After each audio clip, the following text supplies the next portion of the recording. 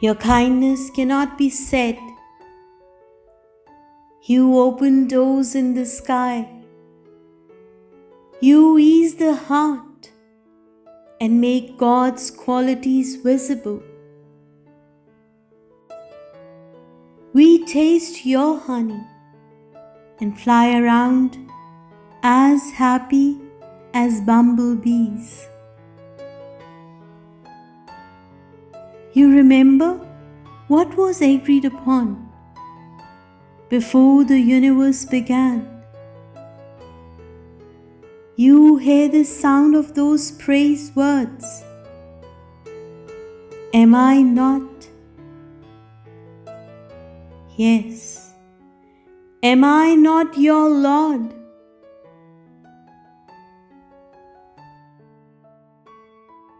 Poisonous people, you have little to do with, only what is necessary. You make your own oil as you cook, beyond any recipe or idea of soul growth. You look to meet another someone like Shams Tabriz. You will not find that.